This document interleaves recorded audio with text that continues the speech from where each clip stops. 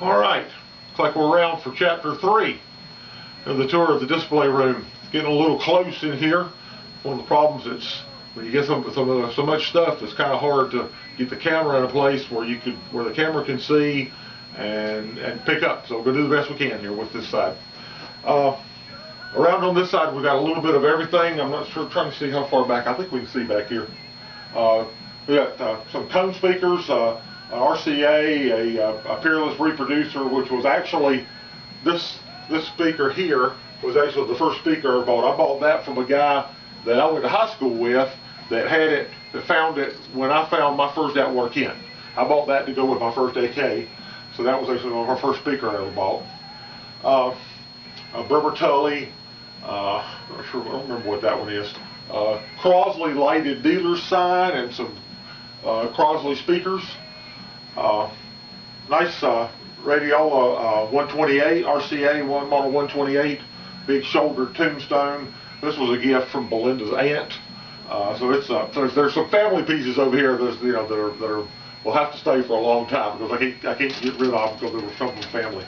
A big Philco 116 shoulder tombstone is one of the few. This and the AK-20 are two sets that are from my original purchases. I bought, this was one of the first one right after the AK. I got this one. I did a trade, a nickel-plated wind-up alarm clock with the bells on top, the classic old style alarm clock, nickel-plated. I had, and the guy traded me the Philco for that.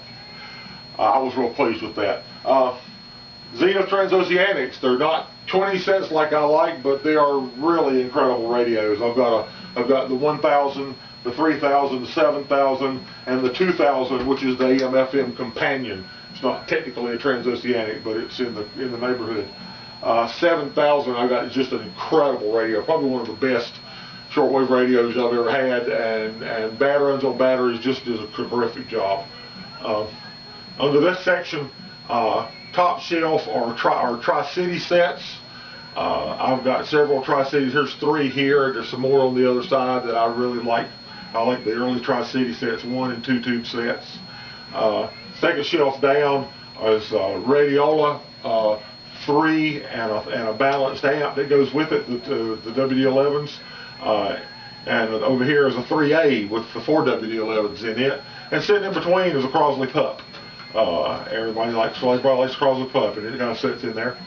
And with the correct C12 tube, you see a lot of these displayed with WD-11 stuck in them, or not WD-11, but O1A stuck in them, or brass base tip top WD-12, which are the wrong vintage. Bakelite base C12 is what's supposed to be in it. Next shelf down to Crosley 50, little 1-tuber. Crosley 51, the same radio except up with 2 tubes and a 52. They just went 50, 51, 52 and made sets. Neat little radios. Crosley 51, it's a regen. You put that on a long wire antenna and a set of headphones, and the band just comes alive. I've used this one on the long wire, and it really is a hot set, as has been known to be said. And down below that is one of the pride and joys of the collection is my 1925 glass battery set. And this is going to be one that I'm going to do a highlight on. I'm going to set this on the table and get down close where we get close-up pictures. There's good pictures of this on my web page. If you'd like to go to my Radio Heaven page, and there's a link there that'll take you to real good close-up pictures of the glass case set. Underneath it is a Premier Electric in a big console cabinet battery set. The neat thing about this set, you can't see it because it's a very neat way this lid opens, and then there's another lid inside that opens before you can actually see the chassis. But it uses a carborundum detector, which is a kind of like a crystal detector, but carborundum was made is a mineral, and you had to have a dry cell battery across that to get your voltage. And it was a very interesting detector. And this one came from my old friend Bob Van Sleen's estate. When he passed away, this is one of those pieces that I got from his estate. Next one over is a Magnavox. Somebody's going to jump all over because I don't know. I think it's a TRF5, but it's open, and you know the old They can talk about Magnavox. Works in a drawer TV. Well, this set in 1925 was works in a drawer. The chassis all in a drawer and it slides out. Sitting on top is the WLS horn. Actually made by Saul. There's Saul made both sizes, made them with Saul's name and made them with WLS's name on them.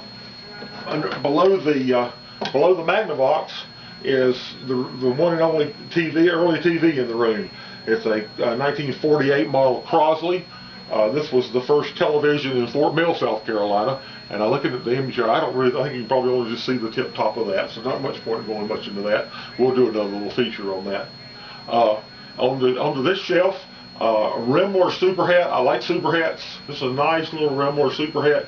The blinking light here is a side marker light off of WBT. Like the big top light, this was down on the side of the tower where the big beacon light was up on top. And I think you can just see the edge of my magazine rack. And one of the things that I was really tickled when we were working on building this room, a store in Charlotte was closing up and they were having a fixture sale, and I stopped with an idea of getting a display case. Well, they were all gone. The only thing they had left were clothing racks and magazine racks, and I hadn't even thought about it. And all of a sudden I went, magazine rack, picked this one up, and what a great place to display all of them. If you're going to collect radios, the best provenance you can have as to what something is and what it cost and what it was like when it was new are the magazines of the day. And they had really good Popular Radio, Radio News, all of that stuff. They had QST, great magazines back in the day for keeping up with radio. I think that's about all. We're probably about out of time on this one, and I'm about out of room. I think I've walked off the image. So we'll continue this on in another chapter. I hope you enjoyed it, and stick with us.